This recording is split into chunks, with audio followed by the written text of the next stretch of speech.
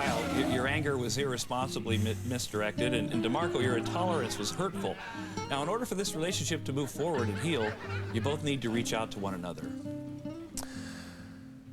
I'm sorry, D'Marco. My anger was misdirected. And I'm sorry, too. I was being fundamentally insecure, and I regret it. There. I believe we made some progress here today.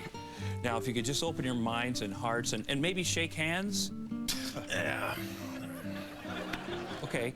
Well, listen, how are you guys going to pay? Cash or check? Huh?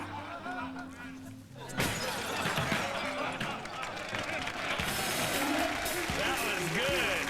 Very nice. What do you think? What do you think? I thought Kyle was cool. You know, I hope after about 4 or 5 knee surgeries, when he's trying to get that win so he can get to the Super Bowl, that he realizes what he did was wrong and understand that the object of football is to win the game and not to glorify yourself. But you liked it. He's a nice guy. Would you like to be his teammate? I would like to have him on my team. I would. So you can train him how to be. What's that? So you can train him exactly. No, I'll turn him loose on everybody else. Yeah, exactly. Very good. You know, earlier in the show we were talking about... You're watching the best damn sports show, period, on Fox Sports Net. What was that, Curious George? We all know what a hit Planet of the Apes was, but now it gets even better. 20th Century Fox will release the DVD with 28 never-before-seen bonus programs, behind-the-scenes footage, additional scenes, the works. They even had a spy camera on set, shooting since day one. It's going to be great. I mean, you excited about it? It's a great movie. Hey, I'm Michael Clark Duncan. Please, come and watch my movie with me and Helen Bonham Carter and no one else. Okay. No $25,000 fine from the... transplants! They're gone! From that moneymaker to more cash, let's talk sports in this business. Ever mindful of the image of today's players, probably hoping they succeed. Kyle is in it for the sportsmanship. He just approaches it with a sense of kind of a throwback mentality. It's a physical game, and that's the way that he's going to play it. What's the breakdown of the guys in the locker room who feel like, you know, the guy's just a warrior versus the guys in the locker room who feel like this guy's a knucklehead? I think there's a lot of mixed emotion going around. Simple question. All right. Are you a wacko? Am I a wacko? He's a handful. He's, you know, he's a project all the time. I think everybody has, you know, got to have a little bit of a madman in him to go out there in the football field and, you know, pretty much get into a train wreck every play. And this madman doesn't mince words. I don't really care about what people say about me because I know that I got the respect of my teammates. His take on being called a dirty player? Accusations! They're completely false. They're made by players who are basically whining crybabies. As for his reliance on his faith as a Mormon in difficult times, condemnation. I don't rely upon my faith in anything. I rely upon faith in myself. But nowhere is Turley more vocal than when it comes to defending a teammate. His only regret after this wild display involving Jet safety Damian Robinson, who mistook quarterback Aaron Brooks for a human Hez dispenser. Looking back, I shouldn't have thrown the helmet down the field. I should have threw it up into the stands so the fans could have broke it up into bits and pieces. You know what I mean? Because that guy's out there trying to hurt somebody. Yeah. And I'm not having that. I thought that he really hurt the football team. We had a chance to win the game, and he really took away our chance. And if the Saints hadn't recently mandated it, Turley probably wouldn't be having any parts of anger management counseling either. Well, it's just ridiculous. The counseling thing is a joke to you? Yeah, it's a complete joke, because if we would have won the football game, I wouldn't be sitting there, all right? He's gone. I mean, it doesn't make a difference. He's open to it. He's gone. It's a violent game. It's an angry game. But there's a fine line between going overboard with it, and I think that's the thing he needs to learn. The softer side of this 26-year-old All-Pro is evident in things he loves, baby girl Haley and music. Blue skies. But the kind of stuff he listens to before a game could explain a lot of things.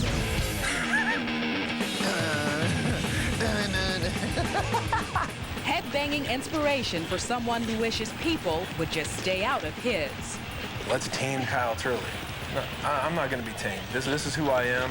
This is what got me to where I am today. Yeah, go to anger management. It's going to help. Yeah, you're sending football players to anger management. That's what you want. And by most accounts, including Kyle's, he doesn't constantly skulk around ready to drop kick an old lady if she looks at his quarterback the wrong way. No, Aaron Brooks says Monday through Saturday you barely hear a peep out of the guy, but Sunday comes around and a whole different personality emerges. Now, JB, the Saints say they are not trying to rid Turley of his trademark intensity, but they can't put up with those distractions either. Back to you. Hey, Pam, thank you very much. And I got to turn to our resident guy, Howie Long, and ask, anger management for football players? Well, thank God they didn't have anger management when I played, and thank God they didn't have it when Jim Haslett played. And I agree something had to be done, and it cost him the game. But, you know, he's a bit of an enigma, this guy. People don't talk about all the work he does off the field in the community. This is truly a Jekyll and Hyde guy. He's a great guy, and there's not a football coach in America who would not want him. Nobody knows that personality style better than... Saints are in New England. ABC 26 Sports with Harry McCullough. Yeah, remember this guy, the ref that couldn't get the coin toss straight a couple of years ago, was named Phil Luckett. Yeah, you have to think at least. It can't get any worse than that. Well, think again, Phil. Use your head, get your tail out of the way today at the Saints game. Hi, everybody. Old Dumb Luckett, as he should be called, just started a wild and crazy day at the Superdome where the Saints dominated but almost lost to the Carolina Panthers. Now, Phil Luckett, one of those referees that went on strike earlier this year, and he's looking like the Saints are in for a clear touchdown after the flea flicker. The ball's in the air for 60 yards. It's like 5 seconds. It nails him right in the head, and he's not looking at the ball. Why doesn't he see the interference? Look, the guy's all over J.Horn. He's not looking at anything. Saints get nothing out of the deal. Jim Haslett's a little hacked off about that. Everybody was. Poor Aaron Brooks. 2 TDs taken away, about 150 yards in passing taken away by the Zebras, who called this TD back to Willie Jackson for holding. Saints defense all over Chris Winkie today. The sack by Leroy Glover, the fumble. Darren Howard gets it, but then he fumbles it right back. It's that kind of day for the Saints. They trail 7-3 right before the half. Brooks forces one, but we get a bounce this time. Terrell Smith right there to make the catch. His first touchdown, 10-7 at the break. Nice job, Terrell. Saints take a 20-10 lead when Brooks finds Albert Connell. Get this guy the ball a little more for the touchdown. But they allow the Panthers to hang around with over 225 yards in returns. A kick return led to a field goal, then this interception by Jimmy Hitchcock. Returned all the way to the 31-yard line. It led to a Chris Winkie touchdown. We're tied at 20 with this team. Then Carolina takes the lead with 2:40 to play. A 51-yard field goal by John Casey, but Ricky Williams became the first Saint back ever to go over 1,000 yards in consecutive seasons. He picks up 42 here on the dump pass. He also had 70 yards in pass receptions today, over 100 yards running. Great play by Ricky. And from there, it's Aaron Brooks to J.Horn, who had a career day for the Joe Meister. 13 catches, 150 yards. It's 27-23 Saints. The defense made it stand up. They get it done. 8th sack of Winkie as they force the fumble, and that is your final. 27-23. The Saints are now 6-5. Brooks 330 yards passing. Williams 102 rushing, and Horn a career day. Afterward, Jim Haslett said, "Nah, it was a crazy game." The two things that we do best in this football team: on offense, we run the ball, and on defense, we rush the passer. And if you get behind or you never have a lead, those two things really you can't do. You can't rush the passer and you can't run the football. You got to throw it. So this is the first game we came out and we got up a little bit. We got kind of a lead and we kind of turned it loose. 6-5 is much better than 5-6. So I think we're happy to get it, and hopefully we can put a streak together and win again next week.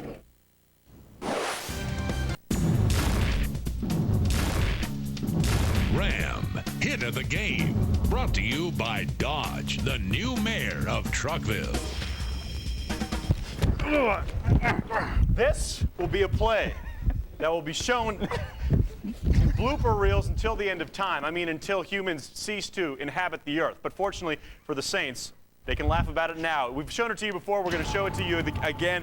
First quarter, Aaron Brooks up top to J.Horn, who beats the defender. But Horn doesn't account for Phil Luckett, the back judge, making the hit and breaking up the potential touchdown. This will be a first. but an NFL official, the recipient of our hit of the game. You know, just the usual today for the Saints fans in the Superdome. The Saints were predicted to stomp the Carolina Panthers, but they won by only 4 points in a come-from-behind victory. But the talk of the day was the J.Horn versus the referee incident in the first few minutes of the game. It's the first time I've seen something like that all the way down the field. I think he had time to get out of the way. The referee on the field, just like the players on the field, it just was a coincidence. I thought it should have been pass interference, but it happens in the games. Very strange. They say it happens, but wait, I've been watching football a long time. I've never seen it happen. It may happen, but I've not seen it happen. A little double coverage, gotta get a little back. That's the deep safety.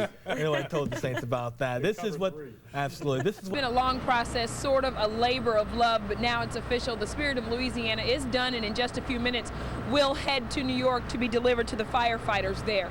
Now, this afternoon, there were last-minute preparations being made to the truck. They were cleaning it, making sure everything was in order for the Spirit of Louisiana to roll to New York this evening. Now, many people in Louisiana had a hand in this fire truck's preparations to see it to completion, to see it finished, and today they are very much joyful. It's the way that everyone in Louisiana can reach out and help with the healing and the suffering of New York. This is Louisiana at its best. I knew it was there. I never doubted it. And so this is my opportunity to thank everybody in this state that I will not get to thank person to person, but it's been great. And in conclusion, go Saints! Governor Foster had to get a little bit of a Saints plug in there this afternoon. Now, after the ceremony, the governor drove the truck back into the back of the Superdome, where the Spirit of Louisiana is now prepared to drive away. Let's take a live look right now.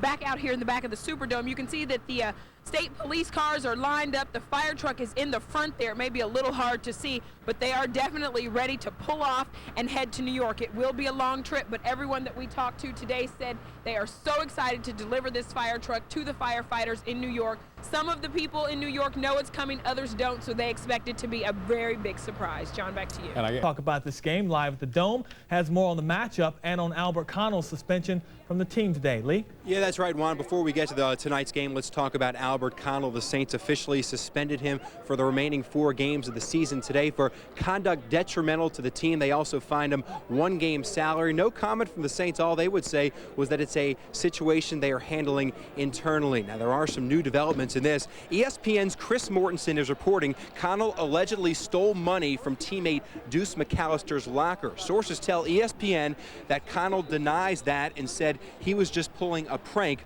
on a rookie. ESPN says the Saints are trying to get Connell to pay back $1 million of his $2.5 million signing bonus. If he does not, Mortensen says the Saints would threat to report the theft to authorities. Right now, no charges have been filed.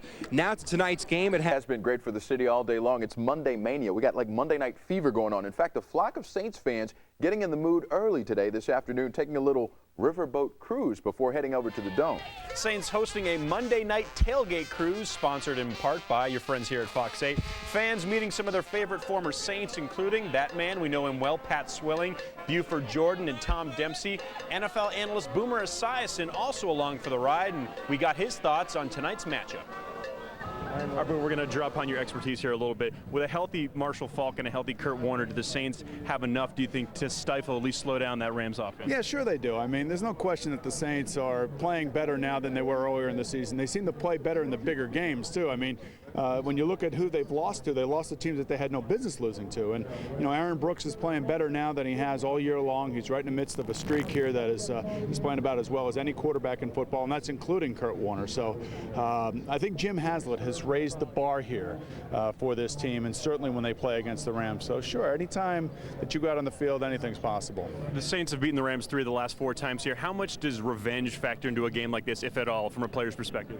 Oh, it means a lot, especially when, you know, J.Horn's talking so much, you know what I mean? And you can read it in the Rams players and the way that they're reacting to it, and how it seems like the Saint players are making more a deal of this than the Rams are. And the Rams are trying to be businesslike about it, but don't be fooled for any stretch. I mean, down deep, they want to win this game. It's on Monday Night Football. They'd love nothing better than to embarrass the Saints and possibly knock them out of the playoffs. The Saints are in the playoff hunt right now, but if you were to single out maybe one thing as an X factor between them making the playoffs and not making the playoffs, what do you think an X factor for the Saints might be? Well, when you look at who they play and who the other teams that they're fighting with play, like the Giants probably have the easiest way to go. These guys have to go play Tampa. Obviously, they're playing St. Louis tonight. So there are a lot of factors that still have to be played out in the final few weeks of the season. And the one thing I do know about this, the coach that usually tells his team, look, guys, even keel the whole way. Don't get too crazy about winning and don't get too down about losing, is the team that always seems to make it at the end. And hopefully Jim Haslett will pull on his experience, not only as a coach but as a player, to let his team know that. I actually thought in the beginning of the year that this was one of the best teams in football, the Saints. Just that, like I said, they lost the team that they had no business losing to, which has really put them in a very difficult situation right now. Boomer Esiason.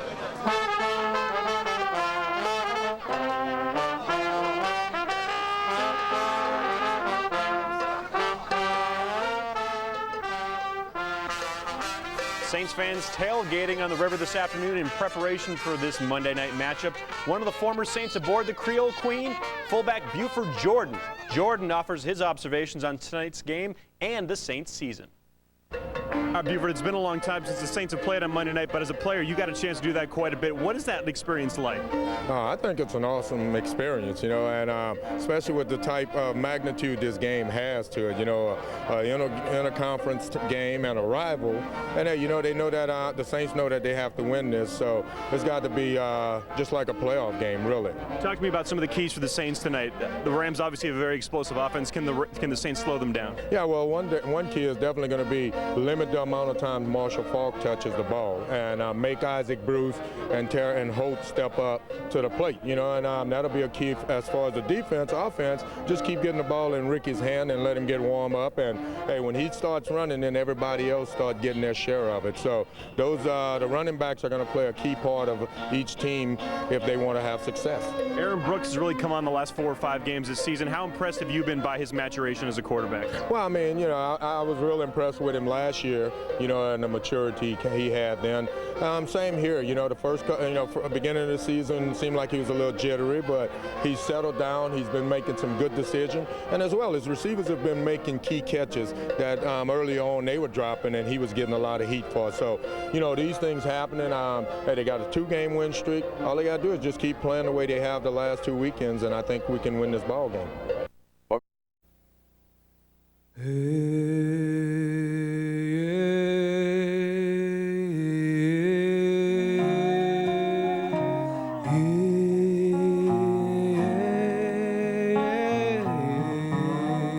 I think high school football is one of the best institutions around.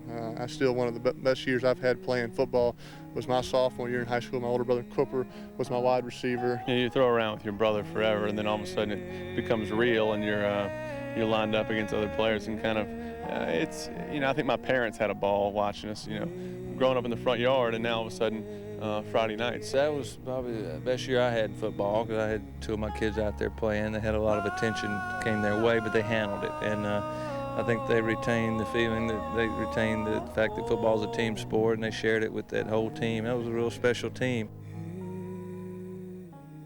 Manning to Manning, presented by Royal Mazda and Royal Honda.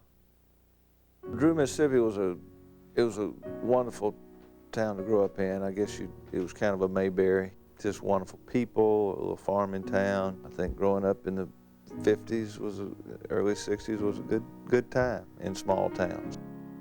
My 4 years at Ole Miss were 4 of the best years of my life. I think I was like 90% of probably the youngsters in Mississippi. I wanted to go to Ole Miss and play football and play for Johnny Vaught. And the fact that I got to live that dream, I felt like I was really blessed. Football is a tough game in that you spend so much time in preparation, an entire week, hours and hours, in preparing for what's going to happen in a 3-hour period on Sunday afternoon. You love your family, you respect them, you want them to respect you, and you want to be able to communicate and share. My name is Cooper. I'm 5 years old. My favorite team is San Diego Chargers. My favorite player is Archie Manning. My name is Peyton. I'm 3 years old, and my favorite team is West Chandler. From the parent side, an interest in your child and a support for your child, but then you got to let them do it. They're the ones that really have to love the game.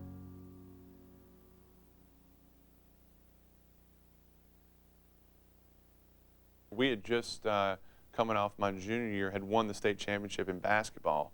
So I kind of had a little taste of what victory is really like and what success is like. And I think I probably used a lot of those kind of characteristics of our basketball team going into football season. I think the seniors kind of challenged the younger guys and themselves to let's lift weights more, let's throw more, let's run more, do things in the off season. So let's try to win a state championship, something that Newman had never done. And all of a sudden, everybody, the whole team started to buy in. They were there the whole summer working out. We were running. Peyton and I were having a lot of little throw-in clinics. And we worked really hard that summer before.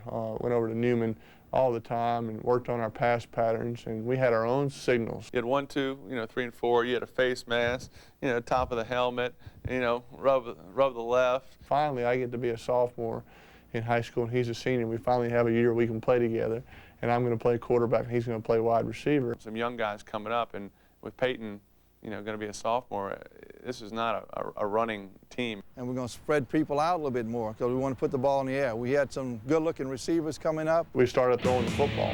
And when you throw the football, you have to have the right kinds of players. And they ran the wing tee for a long time. Finally, he realized, hey, we got some guys that can catch the ball, got a decent-looking sophomore quarterback coming around. Maybe we can air it out a little bit. So, of course, me being the quarterback, I was really thankful to him for really just making a drastic change in the offense and going to a spread offense and doing some different things, throwing the ball up and down the field. It really made it a lot more fun to play high school football. They've made a big leap in the type of team that they had, and as they experienced, they had some great time. And that playoff run, well, the whole season was good for them, winning and really enjoying high school football, but then that playoff run was really special. I'd never been to the playoffs before, so didn't quite know, and we were looking forward to it. Nothing like having your brother as your wide receiver because you don't know anybody better than your brother, and it was an extremely special year because we had a good year, but because I got to play with my brother and had such individual success throwing to him, but also such good team success. Coming up, Cooper and Peyton play catch.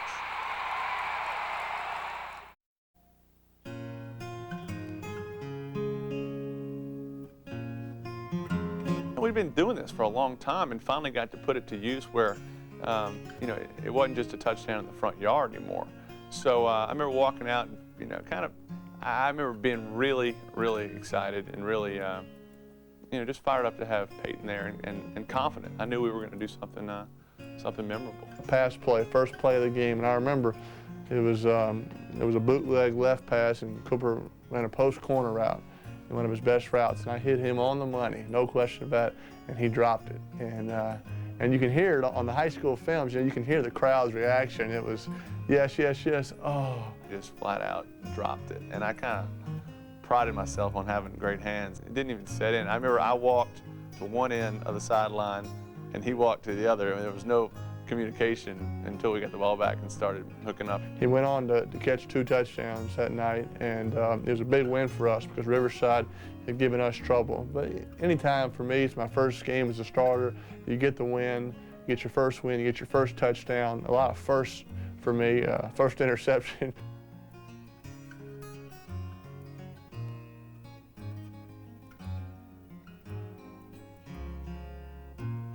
Going into the Dome, it's always, a little more fun. You got to practice there, and it probably doesn't look too full, but it's still, you get to wear something different, shoes, you got the turf, the whole bit. That's a thrill. It's your day to be a pro football player, and but it really that Riverside game really affected Episcopal's approach to stopping us, because Cooper, I think, had 9 catches in that Riverside game or something like that. So they didn't double team them, they triple teamed him. They were not going to let me have an impact, and I believe I only caught 1 ball, but we were fortunate enough to have some other pretty good receivers and ran the ball pretty well, and they shut me down, but you know, our offense prevailed and scored a bunch of points. I was sort of a new kid coming around. Cooper was pretty well known throughout the district and I guess throughout the state as a wide receiver, and so he saw a lot of double coverages. And after that game, we really started working on different ways to get him the ball, because you can't just take your best wide receiver out of the game. If they're going to double team him, you find ways to move him around.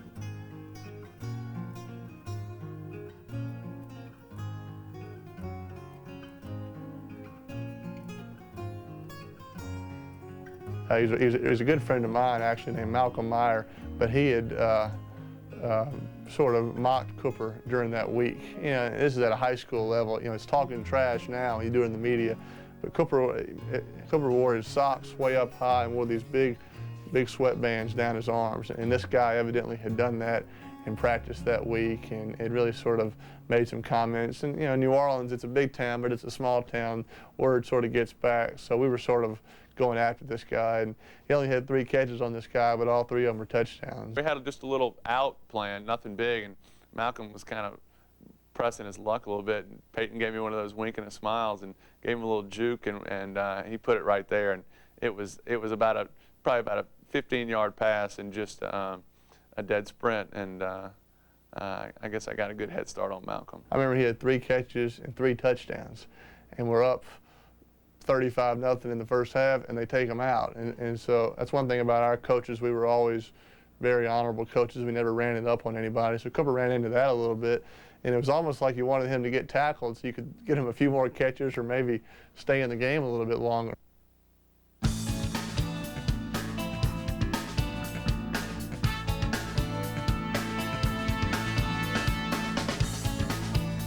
We went down there the year before, and Cooper had a good game against Fisher, got beaten double overtime, but they beat us and they went on to the playoffs.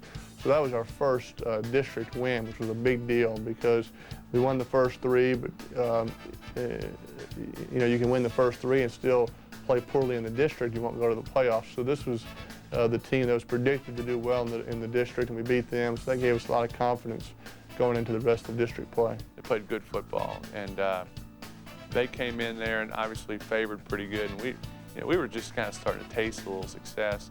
And I don't believe we had a big offensive night, but I do recall that we faked a field goal. Cooper threw a touchdown. That was sort of the play that broke their backs. So Cooper was a contributor in more ways than just as a wide receiver. Pretty ugly spiral, if I recall, but effective enough to kind of seal the win. And I remember even the sports writer the next morning was giving me a little grief about how I think it was kind of a dead duck flying up there, but it landed.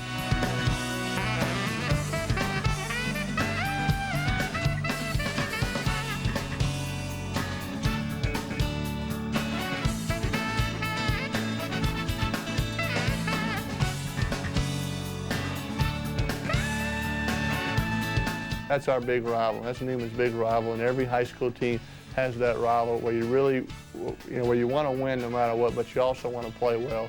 It was on the road, and we just got things going early. I remember maybe the third play, hit Cooper on a deep one. And only thing about Cooper, I will say this, he had a bad problem of getting tackled at the 1-yard line. It's bizarre because I had a couple, make a couple moves, and I remember running around a bunch, and I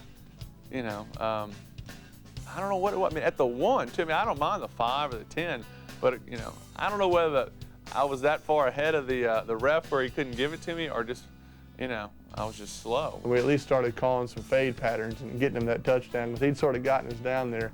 We'd have to get him in, but that was a big game. It was a good game for me, and it was sort of closer toward the end of the season. Gave me some confidence going into the end of the season and the playoffs.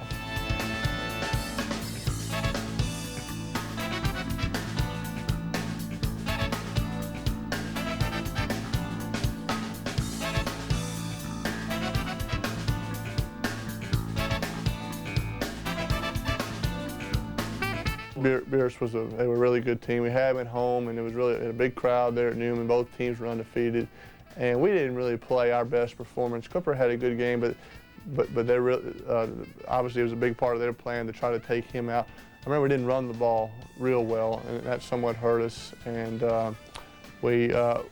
Actually, we scored first and took the lead on them because we knew we had a good defense. They were a very, very physical team. And that night we played, and this was probably a pretty big test for Peyton. It was cold, unseasonably cold for New Orleans, and as big a crowd as I've been to at our home field. And wind was blowing, and Peyton had some balls he kind of left hanging up and got a few picks. It was a disappointing loss because we were playing for the district championship. But I guess after that game we weren't as disappointed because we knew we were 9-1, the playoffs were starting, and we knew we had a good chance going into the playoffs.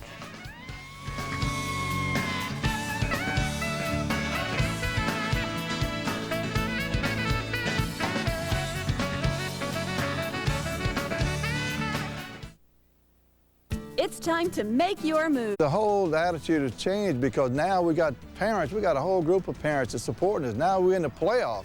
I mean, parents are getting excited, and we got 2 and 3 buses of parents want to go to games. So it really changed the whole atmosphere of being excited.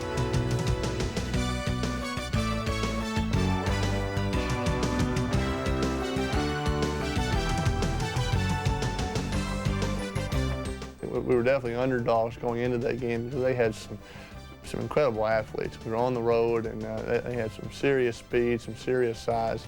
And I don't think anybody really gave us much of a chance to win that game. But I don't think they had faced a team that could throw like we had. So we kind of caught them off guard, did a lot of play action, and moved the ball down. And we got behind and had to come back. I remember a big 4th and 7. We went for it and sprint out, and the guy knocked me down. We ran a little trips look, and Peyton rolled right, and we tried to curl Cooper from the outside. He had it covered. He broke off his pattern, and he throws a pass, 6 inches off the ground. Cooper dives. We make the first down. And had a good rest of the drive to get down there and threw a game-winning touchdown. That really, I wasn't throwing it away, but I made a tight throw to our tight end, Mike Keck.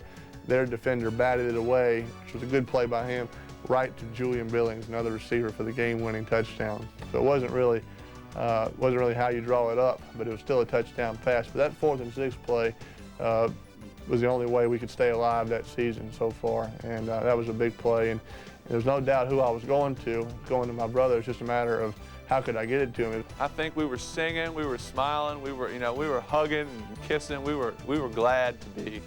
I mean, that's what high school football is all about. And had the parents were excited. Everybody's just everything was. It was. We were soaking wet and muddy, and you didn't even notice. I think if we would have lost that game, it would have been a lot worse. When you win in high school, everybody's singing on the bus and having a lot of fun. It was really exciting for us because we hadn't been into the semis in such a long time, and I remember the bus ride home. Our bus breaks down on the interstate, and we're on the top of the interstate where LaPlace was, and it broke down, and so now we have to wait for the other bus to come get us. The state troopers are there. They got the street blocked off. We're unloading the bus. We could have cared less. We were so happy to win it, and like I said, it was just a real special game.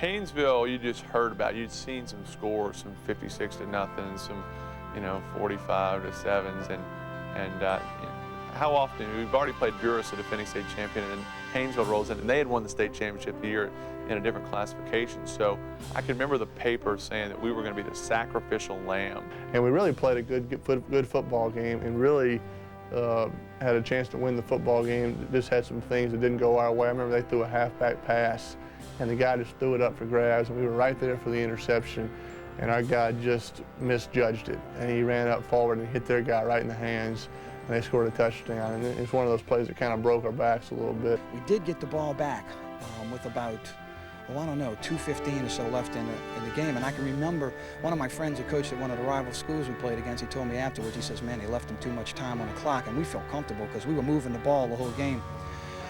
We got the ball, I think we started from our own 20, 25-yard line, and we marched down the field, got inside the 30, inside their 30, with, less than a minute. I know we're going to score. I mean, we're moving the ball, got them off balance, and they just never faced a team that could throw it like us. We had a good, pro-style offense, and I remember Peyton dropped back, and the little tight end came across the middle, and I think the linebacker had kind of fallen down, and he was wide open. Peyton just threw him a little, and the linebacker kind of popped up. And caught it, and bad timing for that. But I remember, and of course that was with 30 seconds left, I knew that the season was over.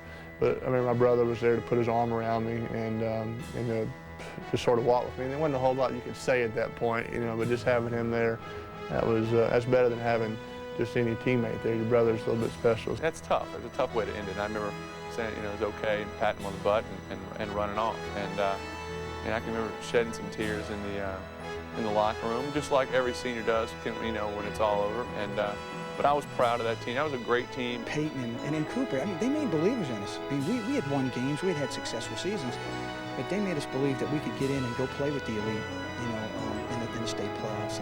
And it's carried on because we've been successful since then.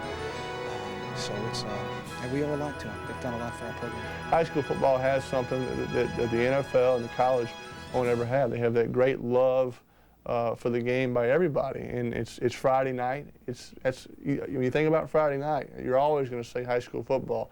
You know, Saturday college, you got Saturday games, you got Saturday night games. Friday night is always made for high school football, and it's just and it's all over the country. It's no different in maybe the South as it is in the West or in the North, and everybody's playing serious high school football. And it was a great 4 years for me playing it, and the fact that I got to play with my brother made that 1 year even more special. I really think that the best part about that season, I think, was the friendship, the bus rides, the winning together, and it's kind of like anything, you know, losing together. It's tough. We lost a tough Pierce game. We lost a great game against Haynesville, but we had the stories are great. The coaches, you know, kind of know something when you see a guy downtown or, you know, over Christmas or, you know, high school reunion. You kind of, you know, you got that rapport where you knew you sweat a lot in August and worked out the whole summer getting ready for it, and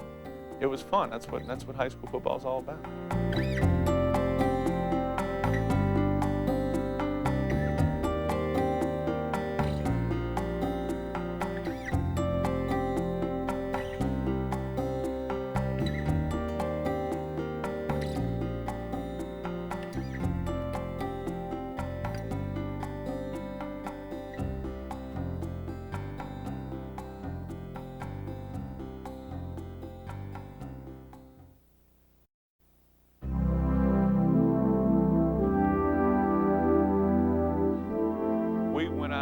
To try to create an atmosphere where let's go ahead and start, you know, throwing it around a little bit. And Dad was really the driver there, and the camp has just grown every year, and we just finished our 6th year, and I think you can definitely, even in a weekend, seeing, you know, a quarterback, whether he's a freshman or sophomore quarterback, coming out there, he's not really sure what he's doing. You can clearly see a big difference between a Friday when he checks in and Sunday when they go home. When I'm around these kids at the Manning Passing Academy, I just get excited about football again because these kids love it.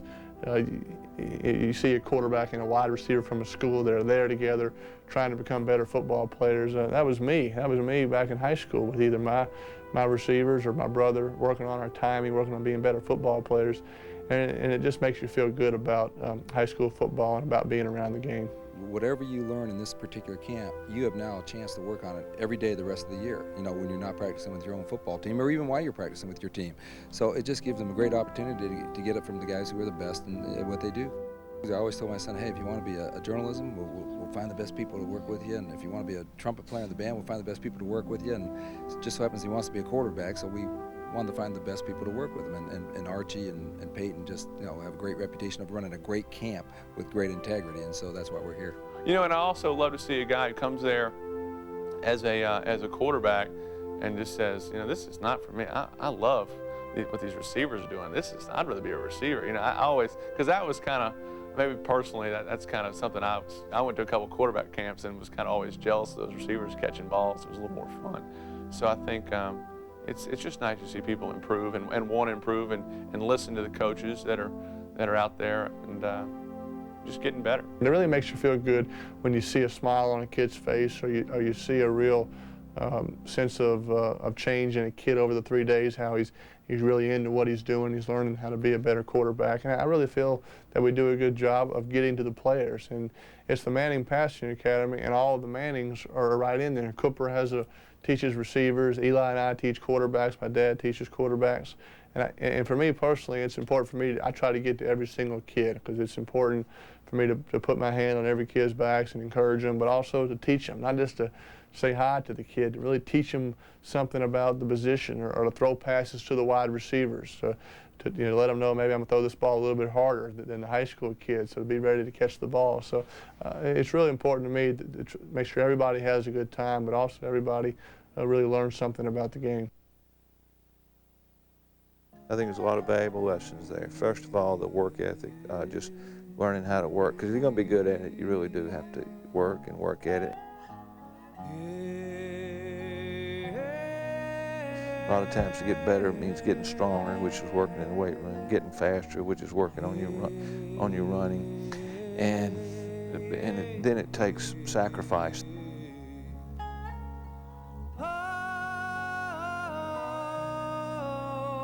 From the parent side, an interest in your child and a support for your child, but then you got to let them do it. They're the ones that really have to love the game